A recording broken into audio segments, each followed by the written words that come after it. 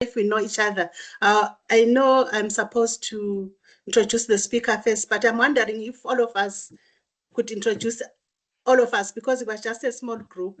Then I will definitely introduce the thing. Is that okay with everybody if we change a bit? Because I know some of them, I don't know them. I'll start with myself. I'm Buhle Francis. I'm here at the Nelson Mandela University. I work along the coastline. My work sits between the communities and climate change and all sorts of other things. I also work with college farmers. I'm also in the mining sector. Over to you, Joshua. All right, thanks everybody. My name is Joshua Matanzima. I'm based at the Center for Social Responsibility in Mining at the University of Queensland here in Australia. So we do work on social and environmental impacts of mining in Australia and beyond. Thanks very much. Thank you, Joshua. I'll hand over to Kirk and Jamie. Okay, good morning. I'm Kirk. I am a sociologist at Rhodes University, where I've been running the unit of Zimbabwean studies for a number of years. And currently my main interest is agroecology within the Southern African region. Thank you. Morning, everyone. I am Jamie Alexander. I'm at the Department of Anthropology at Rhodes University. I also help to run the African Research Knowledge Hub, and I work with rivers lately on the Eastern Cape Estuary Forum. Thank you, George? Kirk and Jamie. Oh, sorry. Over to you, Okay. George. Thanks. Good morning. My name is George. I'm based at the German Institute of Development and Sustainability. Mostly I work on land politics and social reproduction. Thank you. Thank you, George. Over to you, Sasha. Hello, my name is Sasha Dias. I'm currently at Rhodes University in the sociology department with Prof. Kirk. I am focusing on artisanal mining and small-scale agriculture in Penalonga, Zimbabwe right now. Oh, nice. Thank you, Sasha. I'll hand over to you, Kenneth, though I was supposed to introduce you, but I think just to welcome you because you are the main speaker. What I have about you here is exciting. I'm told you are Kennedy Manduna, a research associate at the African Center for the Study United States at WITS in Joburg. And between 2023 and December 2024, you were one of the 12 fellows globally awarded a prestigious postdoctoral fellowship at the International Research Group, which is also linked to German. I'm also told that you are at the School of Governance and you hold several academic affiliations. And over to you, maybe you can just add on to what I've said. And it's a pleasure to have all of you this morning. Thank you. Thank you very much. Also, I am a postdoc at the moment at UNISA. Oh, okay. At the Florida campus in the Department of Environmental Sciences. At the Center for Excellence on adaptation and resilience. So we focus also on climate change. I actually talking about working on the coastal areas as well. We are also that, we are in Durban, by the way, and also I think tracing that site as well. So yeah. And my main focus, I work on mineral resource governance in the continent. And today I'm talking about my new book that is a culmination of my PhD. And the main thrust was resource nationalism in the continent, but I focused much on Zimbabwe. And the reason why I chose Zimbabwe, because of a lot of, I would want to say, distinctiveness of the country itself, and also on the mining sector. With regards to resource nationalism, I think we are aware that between 2008 and 2017, we implemented what the world would want to call a radical resource nationalism policy, which we call the indigenization and the economic empowerment program, which we requested every mining company in the country to have at the minimum 51% of its shareholding owned and controlled by those designed or those defined as the indigenous citizens of the country. So it attracted more of attention globally. So that is the reason why I was like, let me try to use my country to look into this, what they want to call controversial policy. So yeah, that is what I would want to talk to you today. Thank you so much, Kenneth. We are so blessed to have you this morning. I see there's one more person that has joined us. Before I hand over to you, let's have Vuyisile just for a second, Vuyisile. Then after that, it will be Sehlokile. Is it more Chepiwa? Over to you, Vuyisile, if you're still here. Just a brief introduction. Okay, thank you so much. Can you hear me? Yes, Vuyisile, I can hear you. Yes, my name is Vuyisile Moyo. Right now, I'm a postdoc at UCT, University of Cape Town, focusing now on climate change and extreme heat, working on the core of projects that we're doing.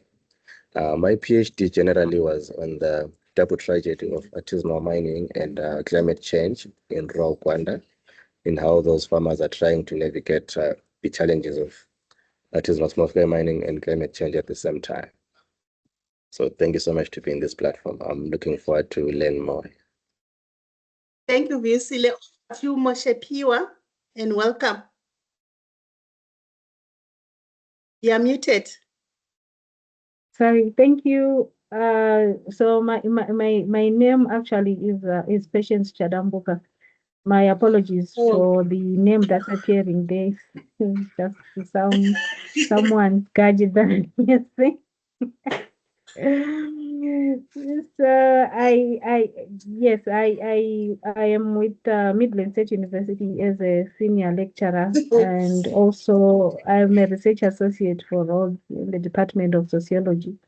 I'm also a member of the Africa Knowledge Hub, and I am mostly into land and agrarian studies, focusing mainly on issues to do with land conflicts, resource conflicts, and also these days I'm also researching on agroecology. Thank you. Welcome, Patience, and nice to meet you. I'm sorry I called you the wrong name. Okay, so you guys, we have 1 hour. Without taking much time, I'll hand over to you, Kenneth, and yeah, then.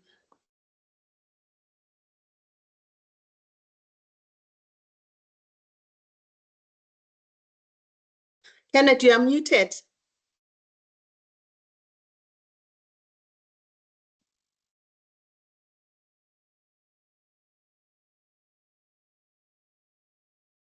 Can you see my screen now? Yes, I can. I can. I'm not so sure of others. I'm sure they can. Yeah, they can. Yes. Yes, we can. Thank you. Okay. Thank you very much for this opportunity. This is the title of my book, Extractive Industry Indigenization in Zimbabwe, Neo-Extractivism, Resource Nationalism, and Uneven Development. I just want to say briefly about the title itself. Why Neo-Extractivism? We have entered yet another dimension, I mean, in the global political economy, where we are seeing de-agrarianization happening at the same time, the increase of mining activities everywhere across the world. And the reason being, one of it is climate change. Many parts of the world are being affected by climate change, and we are seeing that migration from agriculture to extractive industry. And then the other one, the issues around the critical minerals. But the dark side of that migration, or the dark side of that resurgence of the mining sector, is extractivism, or in its new form, the new extractivism. We are seeing a lot of ecological damages, a lot of our people being expropriated, subjugated, and exploited in many new ways. And we are seeing the renewal of colonial extractivist logics and relations between the former peripheries and the metropolis. So an equal ecological exchange is now rebranding itself with a lot of uneven geographies, uneven development in many parts of the world. So my book now is to try to locate where is the African agent in all that. To what extent can we implement those empowerment policies in the continent that can really empower the Africans? Where is an African in all that? In all that migration from agric to mining sector, in the rush or in the scramble for African critical minerals, where is the African? So we are also seeing a lot of countries globally and also in the continent that are now adopting and implementing resource nationalistic policies. For Zimbabwe, it was radical, like what I have said. And if we have to mention some, we are seeing Malawi, we are seeing Zambia, we are seeing Namibia, Tanzania, we go to Ghana. A lot of African countries are now going the resource sovereign path. But the question now, what are the pitfalls of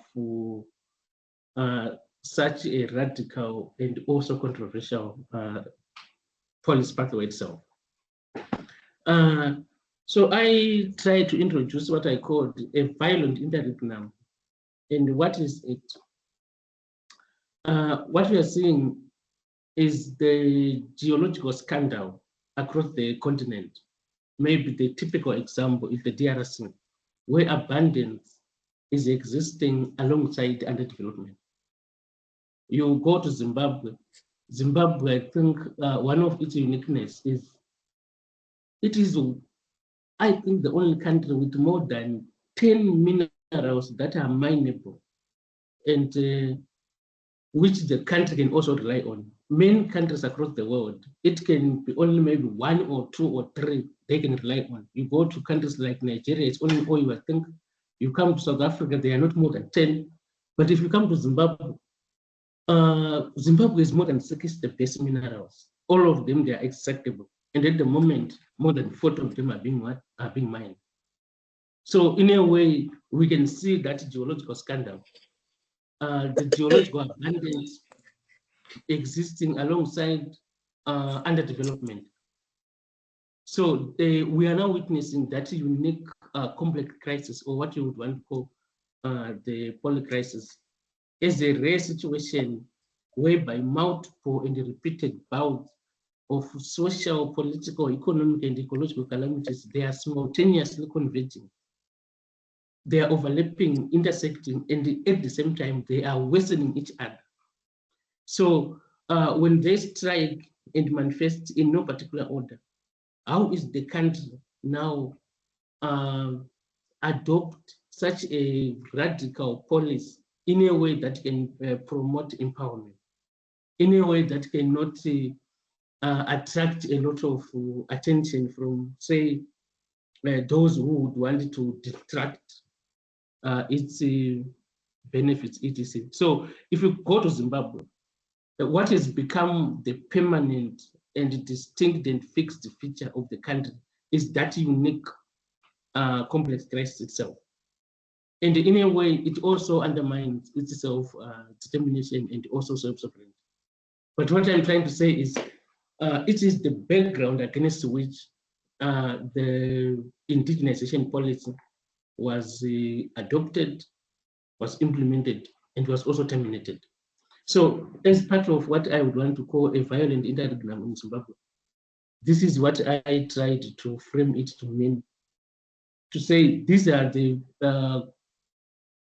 challenges the country has been grappling with since 2000, if I can put maybe a year on that, but we can even go beyond, like before that. We have an unresolved land question. We have financialization now, heightening deindustrialization and underdevelopment, record low economic growth, international isolation. A lot of these problems, they are intersecting, they are converging, and at the same time, they are aggravating themselves.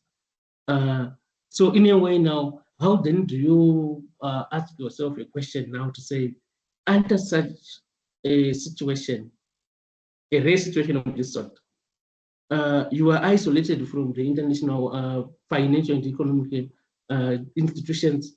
Now you want to adopt that resource nationalism policy, which we all know was also going to further isolate the country globally. And it happened. So the general reprimarization of our economy happened. And in a way, it weakened the social contract.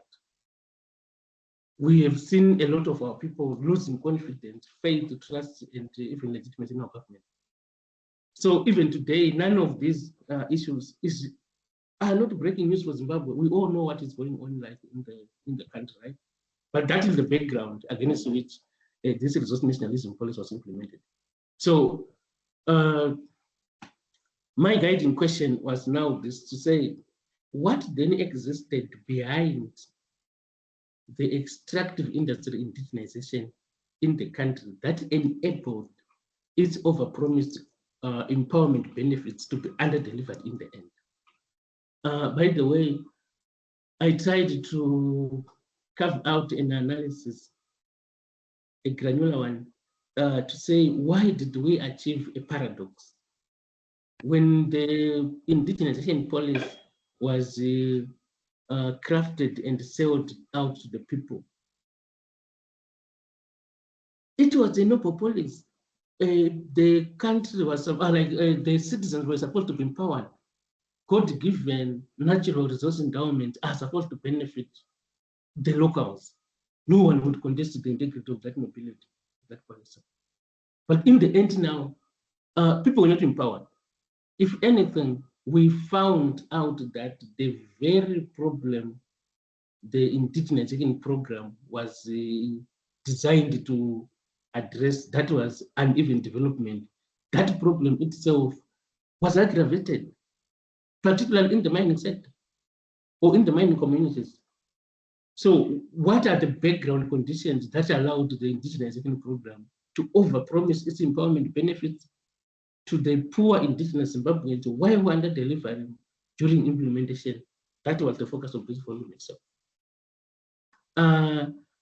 So what are then the drivers of resource nationalism, be it in the continent or in Zimbabwe itself in particular?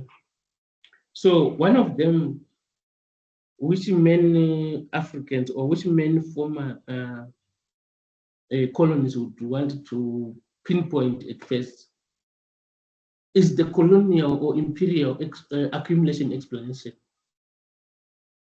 The argument is, during colonialism, the forefathers of the non-indigenous expropriated without compensation our forefathers. What then it meant was wealth, inequality, and poverty itself become intergenerational. So it was so designed. Now it now invokes the quick need to address that kind of imbalance that is after independence. And one of those pathways to do that, resource nationalism, now to say we want to control our economies. We wouldn't want to see our economies to be very much international in outlook. We also have identitarian or the radical right explanation. The non-indigenous people and the transnational corporations, even local companies with origins or strategic links with the outside world, they do not belong naturally to Africa. In this context, you will see, maybe if I can give an example, for Zimbabwe's mining sector before the implementation of the indigenization policy, that is 2007. More than 80% of our mining economy was owned by non-locals.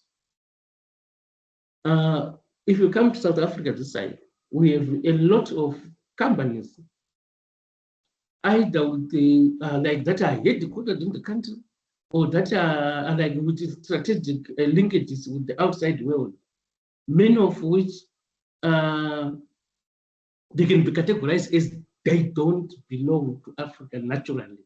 So in a way, they would want to correct to say, why can't we redistribute? Why can't we share the wealth we have in the country? So it comes as a way of your identity is now being targeted. In a way, of course, a reverse racial framing to say it's very racialized. The reason being wealth inequality and poverty also, they are also racialized in many parts of the continent. Then uneven development, then racial capitalism and racial contract explanations. Non-locals are at the commanding heights of our economies. Or if you, okay, like let me go to Zimbabwe.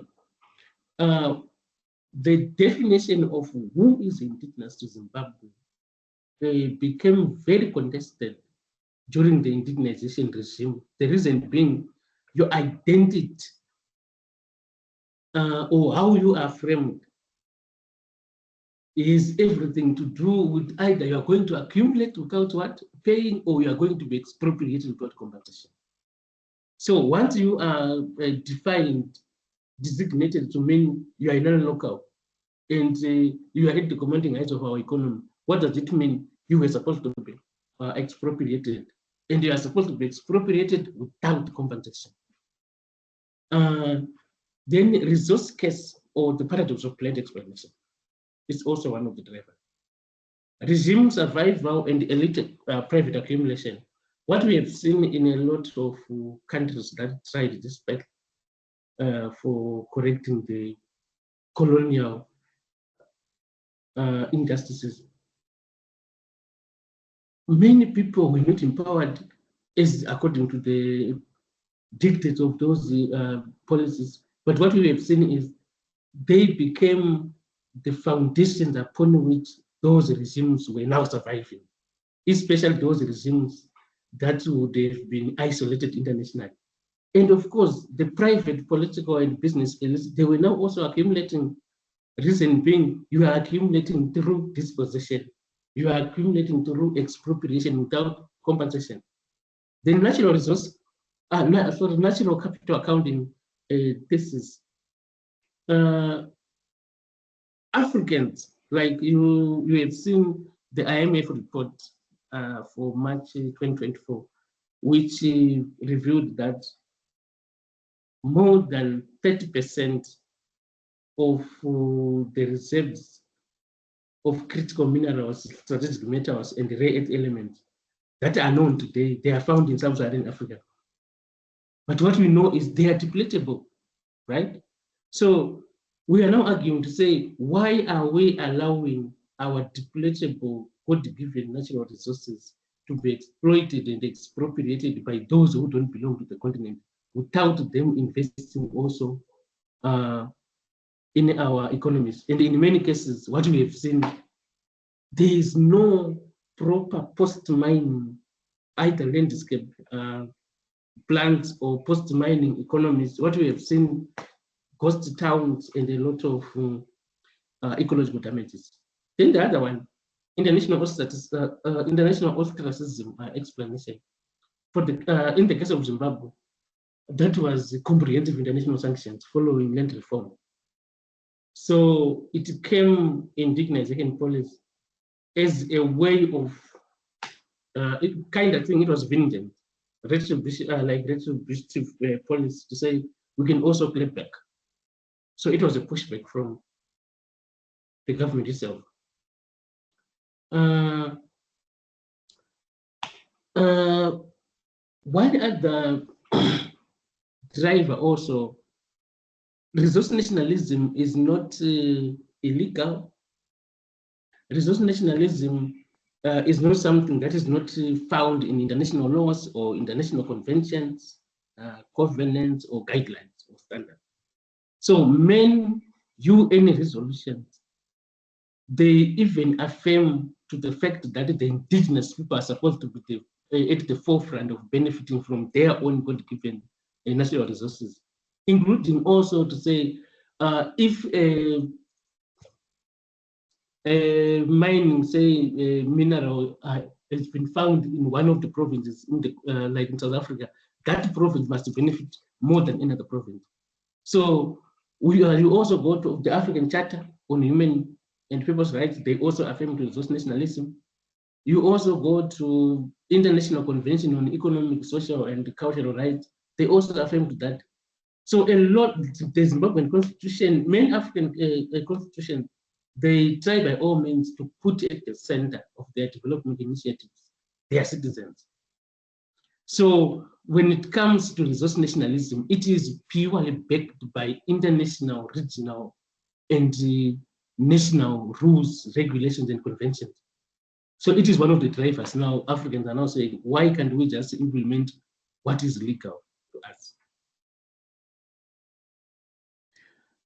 But then now, some are now arguing to say it is illegal, or it is anti-developmental, also retrogressive. What does that mean now? It also creates a paradox. For example, in the case of Zimbabwe, the constitution upholds the private property right. So they are now saying, if you are to expropriate without compensation, are you not in violation of your own constitution? Number two, Zimbabwe is a signatory of the bilateral investment treaties. It is also one area where they can be told, but why are you now violating this? Why did you sign it in the first place? Then they're also arguing the sins of the forefathers should not be apportioned to the descendant. Why are you apportioning the sins of my ancestors to me? My ancestors would have committed the crime 300 years back. But Africans are always saying, it is simply because you are not doing the right thing. You know the right thing, just surrender the stolen wealth. Resource nationalism also means closing the country for business. The country's economy, for Zimbabwe, largely depends on foreign direct investment, even today. The reason why we then opened the economy, the Zimbabwe open for business, right? So you are now faced with these paradoxes. The need to implement resource nationalism vis-a-vis the challenges you are going to meet along the way. How are you going to navigate that?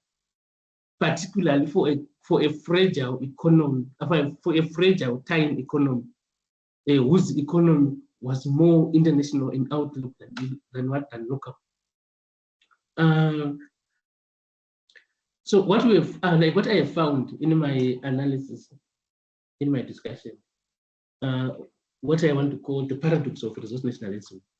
In Zimbabwe, the same logic of indigenization that wanted to empower the poor citizens and promote indigenous capitalism destroyed it by causing unprecedented industrial closures and massive capital flood, resulting in closing the country for business. So how do you then balance that debilitating dilemma of you wanting to empower your people vis-a-vis you also trying to make sure that you don't implement a policy that can result in massive industrial closures and also massive capital flood? We have seen that in Zimbabwe. It started with the land reform that when the government listed the farms to expropriate in the late 90s, what we have seen is massive capital flight when the investors went into a panic. Well, that we didn't even recover. Then indignation came, it also happened. But then we are now saying, why can't we own our resources? So this is the background against which the Second Republic now is attempting to open the country for business through its mantra, Zimbabwe is open for business. the indigenization program, by the way, was the first casualty when the new Harare administration came in 2017 November to say we can't keep on as international pariah. Let us jettison this one. So they did that. The indigenization program, particularly how it was implemented in the mining sector, was more of a regime survival strategy and less of an empowering strategy. Why am I saying this? Remember I said the international ostracism or the government was more of an international pariah. So they wanted a strategy or an exit plan. One way to do it now, we are like, you sanctioned us, you blocked us to access money from the global financial institutions. What can we do like this side where we also have the levers of power? We can also expropriate that compensation. So also, of course, it happened. Also, the indigenization program in the mining sector became the disease. It claimed to be the cure, that paradox I was talking about. To say it wanted to resolve or to address uneven development architecture in the mining sector. But what we have seen in the end, it was just a matter of turning the mining economy upside down, formerly owned by non-locals, now owned by locals, but without changing the architecture or the ownership structures of it when it comes to say, are the local people, the poor ones, are they benefiting? Of course not. So ironically, in instances where restructuring of foreign private mining capital occurred, what we have seen, the empowerment of the disadvantaged indigenous citizens and their communities did not take place. So we have seen indigenization happening without the empowerment element. In other words, indigenization did not result in empowerment of the people. So you just turned the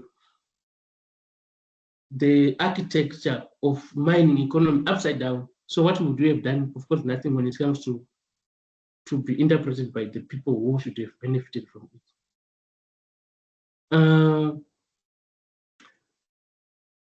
Uneven development problem worsened following implementation of the indigenization policy. That is what I was saying. The mining sector and the mining communities, we have seen deepened poverty, widened inequality, and the unemployment levels going to unprecedented levels. Why? Of course, because of massive industrial closures and also massive capital flights. Then the other one, it also acted as a disincentive to foreign direct investment. And by so doing, indigenization decreased the contribution of the extractive industry into the economy. For example, between 2011 and 2015, mining sector's contribution to the GDP fell by 7%. That was during the height of the indigenization regime in Zimbabwe. So the knock-on effect of all that, people are not getting empowered because they are losing jobs.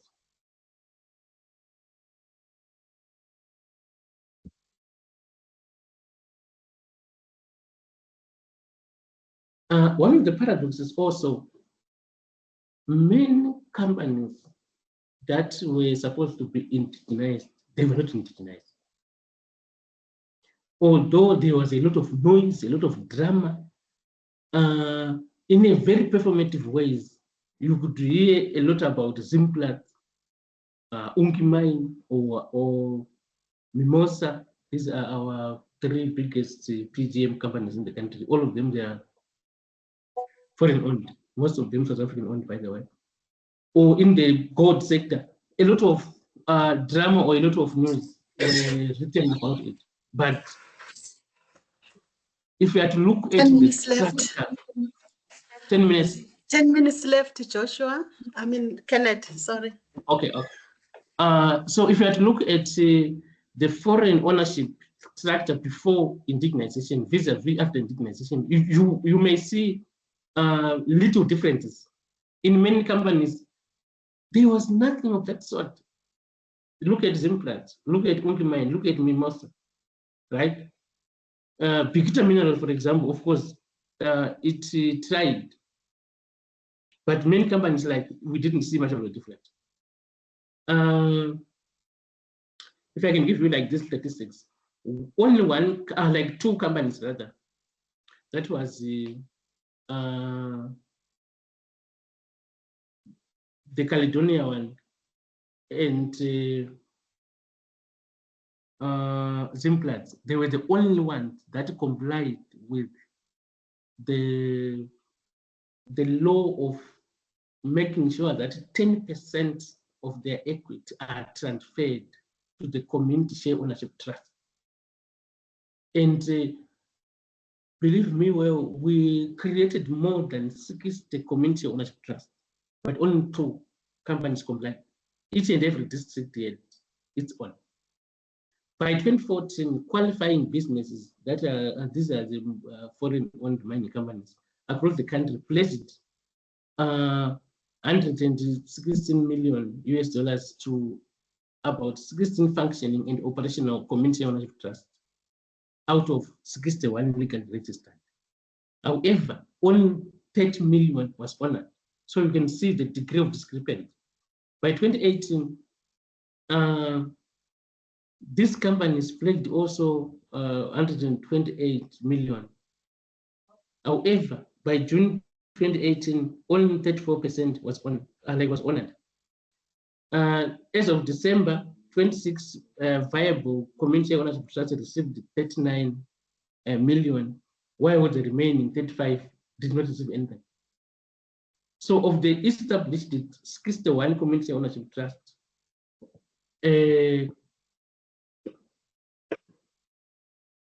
by 2014, only 16, and by 2016, only 26 were operational. What does it mean? 35 remained as white elephant, but it was these community ownership trusts that were supposed to be the vehicles for community and rural development in their own communities. But so if they were not getting their shares, what does it mean? This one, I'm trying to just show you also further to say how much was pledged vis-a-vis what was honored. You can see the degree of discrepancy. In the case of the Marange Zimunya Community Ownership Trust, so this one is a special case. 5 mining companies, they pledged $50 million. However, only 550,000 was honored by 2019. So that is the reason why, if I can put it this way, what existed behind the indigenization program that made sure that people were not empowered in the end, but after overpromising the benefit of empowerment. Then we also have combradorism or business branding or the beneficial ownership controversies. To say, we can be told some companies are indigenized, and like with those statistics when it comes to ownership of extractor. But if I had to look deeper into it, what you would see, that was combradorism. Many of our politicians would act as business friends. And this is one of the examples I would want to share with you to say, you would be told this company is owned 50% by this one, a local, this one by, but in the end, what you would come back to, maybe one person, or maybe one institution, or maybe it goes back to the same foreign company with its friends, either political friends or business friends in the country. But in the process, nothing is being empowered, and like nothing is being like indigenized. Ultimately, no one is being empowered as a result of that. So, as to say, what are the reasons for the indigenization policy failing to achieve its intended objectives? Combradorism. We have the case of Pekita Minerals, the case of Frederick Baker, Caledonia. We also have Choppies, by the way. This is a retail business, it's not a mining business, but we were told before Mugabe was removed from power that the retail company, more than 51% of its owner, like of its equity was owned by the locals. And the locals, by the way, quote unquote, former vice president.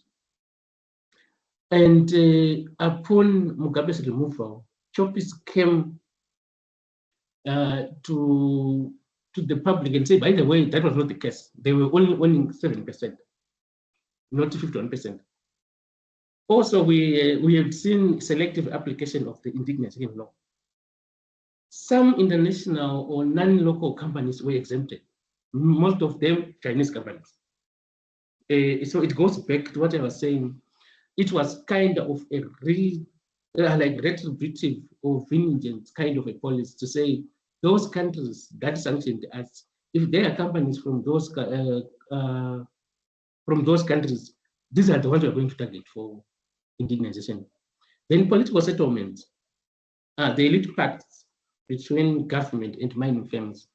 For example, to create the dam checks during those launches of the community ownership trust, to make it as if money has already been deposited into the account of this trust, but in real fact, there was nothing of that sort. So you would see documentation of that, but then widespread non-compliance and default. Then strategic ambiguity or ambivalence.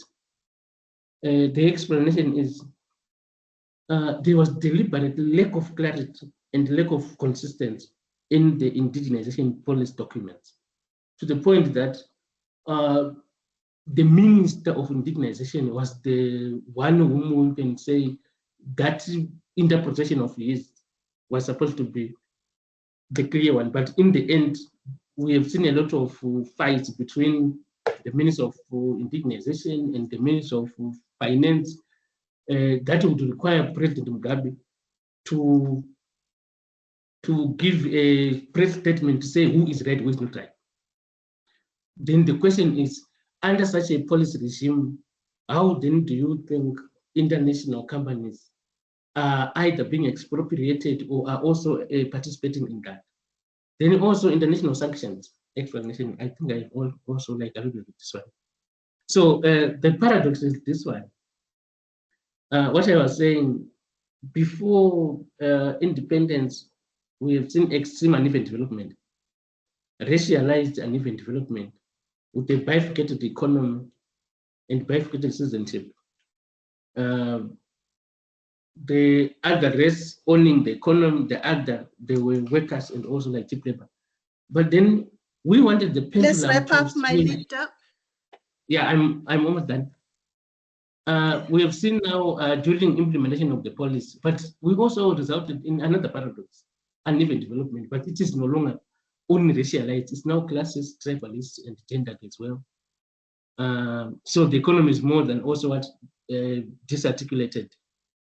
But these are some of the positive outcomes of mining indigenization. We have seen a lot of communities, especially those ones which received their pledges or donations, they impact on constructing a lot of infrastructure from schools, health centers, irrigation, etc., etc. So this is my proposed way forward. What's like, for example, at the moment, many countries that would want to follow this path, what are they supposed to be doing? So we have indigenization through empowerment model and empowerment through indigenization model. So if you want to indigenize through empowerment, what do you need to do? You have to empower those small and medium locally owned businesses in many ways, from finance, management, training, development, etc., etc. And until at a point when they can compete with those international corporations, then now you can release them. Or also, empowerment through indigenization, you don't do it in a radical way to say overnight, you wake up and say, we want 51 or want 60% of our minerals, or we want 80% of the equity in every mineral, what a company. You do it gradually, for example, or you need to strike a balancing act between the need to empower your people and the need to attract the much needed investment. Otherwise, we can fall into this pitfalls. So that's the end of my presentation. Thank you very much. Thank you, Kennedy. Shem, I'm so sorry. I know I had to rush you, but your presentation was, it's just amazing.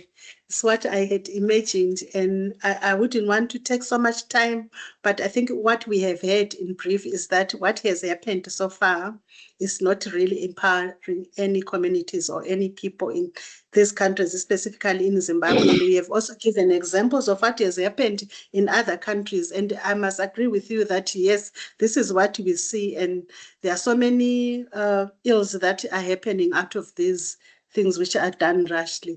I don't know how to proceed now, because in our panel, we had 4 other people, and I want to apologize, guys, for the sake of time, because we have up until 10 past. So what I'll do, shift things a bit, and I will, instead of giving you, all of you, the panelists, to talk, unfortunately, I'll ask you to pose questions to Kenneth, and maybe in future we can find time where we can have 2 hours or so. I see George's hand is up. George, over to you. And just to remind everyone, we finishing this at 10 past 11. So yeah, let's just go up until 5 past. Then by 5 past 11, I'll hand over to Kate to close for us. And thank you so much, everyone, for coming this morning. Over to you, George. Thank you. I think I'll just take a minute, and I don't want to pose questions, but thanks, Kennedy. Your book is really interesting, and it's kind of fortunate because during that time I was working for the same ministry. So I would want to share, to collaborate what Kennedy said through some sort of insider info, positionality. So yeah, some of the reasons why the Indigenization Act, which are not usually shared, is that number one, the whole thing of indigenization was learned from the land reform. So they wanted then to extend this to the economy. So it failed because, number one, there was no resource ownership. The local people were promised the shares. This is different from the land reform. The land reform people took the land, but here they were promised the shares of something which they don't know. The model was based on share ownership. And number two, the model was based on including a lot of local players into a smaller cake, into a small cake. Imagine we have more people coming to a company. This means we have a lot of people sharing a small cake. This is different from the land reform. The people participated in the actual production. Then number three, the model did not create employment for the local people, unlike the land reform, which created employment, because this one you were interested in shares. And number four, the model became sort of a CSR, corporate social responsibility, the idea of community share ownership trust. It became not so compulsory. Then the other issue is that, of course, the Mining Act, it was an old Mining Act. People could then, if you wanted to, for example, to take a big mine, the people could go to the mining team and then go for a debate, and mining board, then they ended up winning. Then the other issue is that, so that I don't waste time, the other issue is about the dummy check is, yeah, I agree, but mostly the dummy check is where also the government was not really involved. Kasungwere lost on that. That's why it was changed into another ministry, and they brought in someone from the Central Intelligence to be a permanent secretary, George Magoshongwe. So the government was actually hoodwinked. So those are some of my broad remarks. But then on the proposed model going forward, I see it's more of a business incubation. I think to the contrary, if we want to empower the people, they must have the resource ownership, which means I believe in the radical path, provided then it ensures employment and more players. But thanks. Those are my remarks, and thank you. Thank you so much, George, for those insightful remarks. Anyone else? Any response? We have about 10 more minutes. Can I come in? Yes, please, come in. Oh, yes, I missed part of it. Thanks, Kennedy, for the book. I have to say I haven't read extensively on what is the main argument. I'm still struggling to have an idea of what's the main argument here, but I'll just make a few comments. I think the indigenization and local empowerment regulations of 2010 were a specific policy to address the problem of historical injustices within the extractive sector.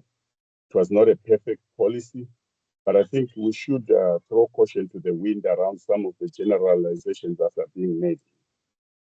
One issue is around unemployment. If you look at the mining sector now, The mining sector is one of the biggest employers in Zimbabwe, especially across the gold, chromite, and other sectors. Now, one would argue that, in fact, the reversal of the local empowerment regulations under the Second Republic is problematic. One would have wanted it to be intensified so that we address some of the problems of an extroverted mining regime that has taken over Zimbabwe.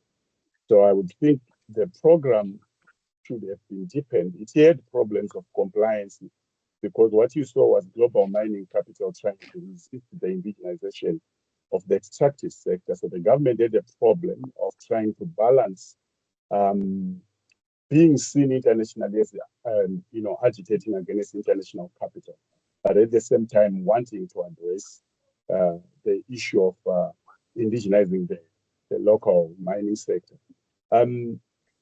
Now, it had problems, and I think what has happened now, in fact, one could argue that during the First Republic, when this policy was implemented, we had less environmental destruction or extroverted mining regimes. What we see now is that the intensification of an extroverted mining regime, of course, now largely dominated by the Chinese, a trajectory that is problematic. I think Kennedy looks at that, but I think the analysis must depend beyond these broad generalizations around how it didn't work, how it did this. Because anyone who is studying Zimbabwe's mining sector will see how the locals are participating in different ways. In that way, it could be improved. I think I would argue that the indigenization mining regulation should be intensified in order to achieve the desired objectives. I also have a problem with this willy-nilly, this whole resource nationalism concept. I think it's pretty willy-nilly and all over the place. What is the resource nationalism, for example? What is it? I find that concept is only applied in the African context when, if you go to the US now, the federal government is in itself buying up stakes in mining companies. So this is a global phenomenon which does not appear to be called resource nationalism if it's happening in the West. If you look at the Critical Raw Materials Act of the EU, that's supposed to be resource nationalism, because this is a policy that is trying to involve governments in direct mining of critical mineral resources. Now, I think I will be very careful with the way this resource nationalism is employed to describe Zimbabwe's indigenization local empowerment regulations, or in fact, there's the Namibian and Tanzanian trajectory. So I think that conceptualization has some problems in terms of making sense of Zimbabwe's trajectory. I think in the interest of time, I'll stop there. I think we have to have another better engagement in terms of having a deeper discussion on this issue beyond the 2 minutes that we are getting. Thank you. Oh, I agree with you. So we have, time. I think we will try to find some more time. But we can still take one or two comments before I hand over to Cake.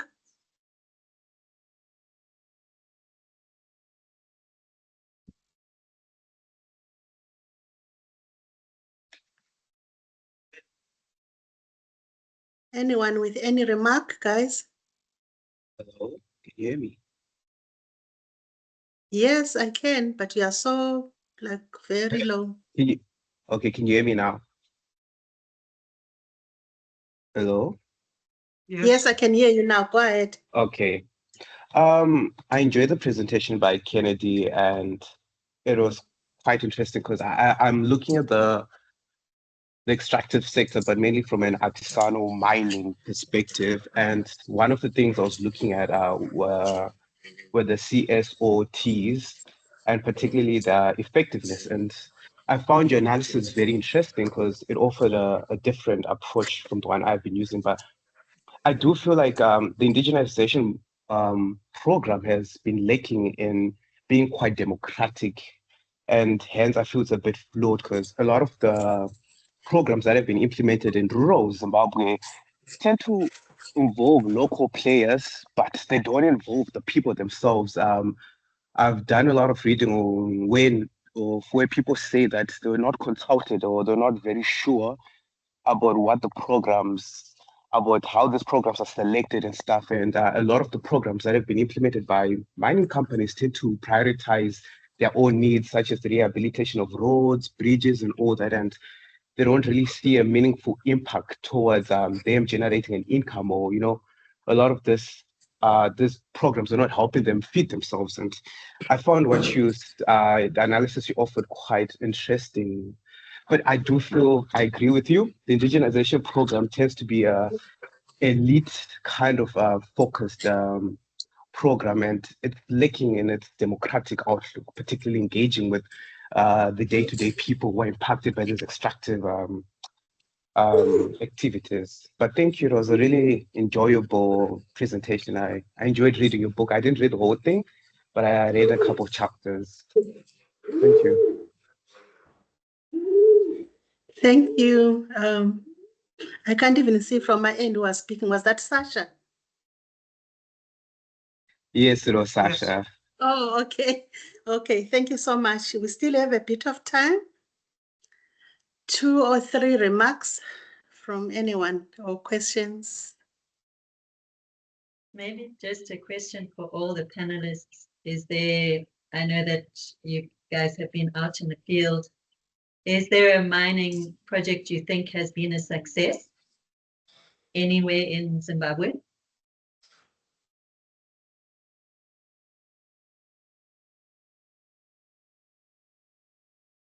Kenneth, you are muted. I can see you nodding.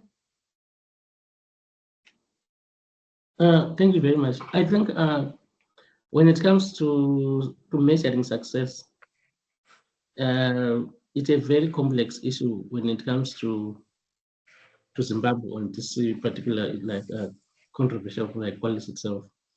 But with regards to what the people would want to call success now,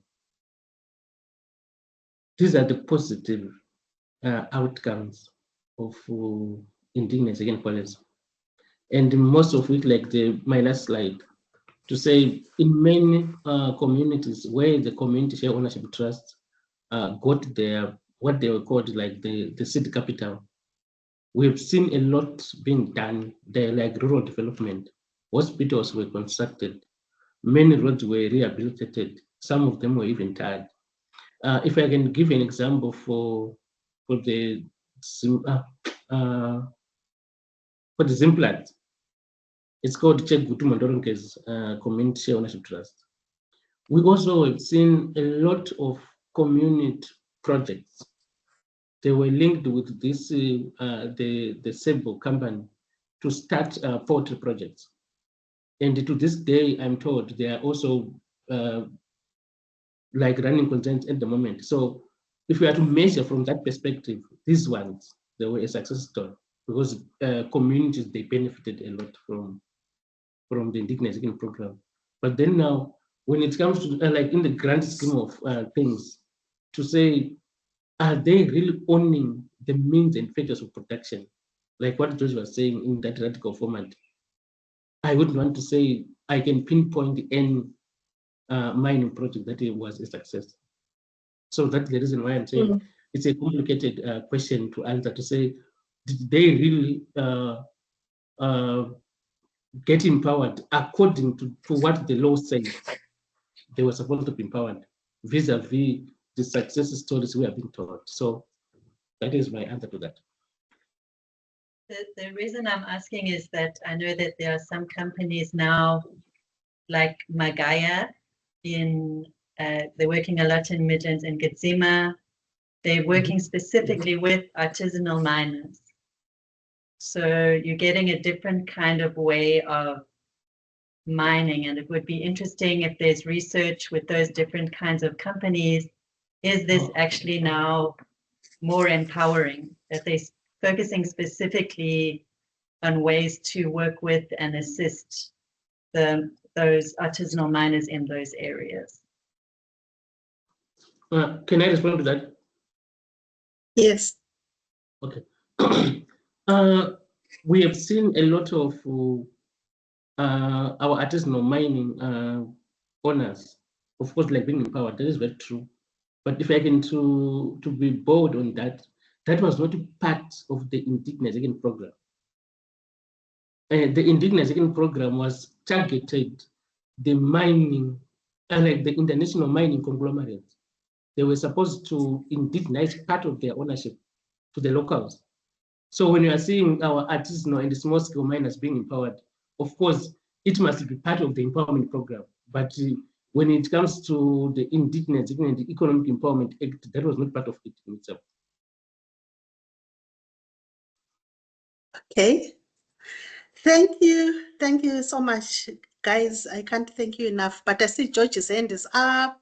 George, we have almost Okay, 4 minutes left. I'll make it 1 second. So basically, I agree with Kennedy, but it was not like really saying foreign ownership. The act itself, it would say shares must be given to previously disadvantaged people, after 1979. So that's why even some white local people became target of it. You get it. So it was not specifically just for the foreign. Even local white people were targeted, because it says the idea is to empower people who were previously disadvantaged before 1979. That way, then excluded, local white people become also a target of it.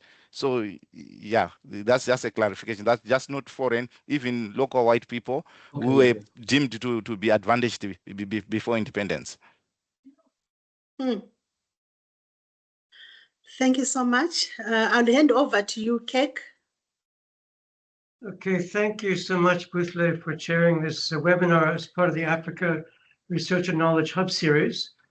I'd like to thank in particular Kennedy as the presenter, but also those who gave insightful comments, George and Sasha and the other speaker who I was not able to identify. But I know, Kennedy, it's quite difficult, and all of us, I'm sure, aware of this, of trying to, in 40 or 45 minutes, to try to present the complexity of one's arguments. And I think you did quite well in terms of giving us the comprehensive overview, and I've learned quite a lot about it. And I think this is an opportunity, given some of the comments which were made by George, Sasha, and the other person. I'm sure Patience and others also have their own ideas. An opportunity offline, so to speak, to try to engage with each other and try to engage in debates, because indigenization in Zimbabwe, it's an ongoing issue, as it is in many other places. And it's quite a complex issue, which is not reducible to any particular, even two positions. It's just a multiple arguments that could be put forward. So the complexity needs to be appreciated, both politically and analytically.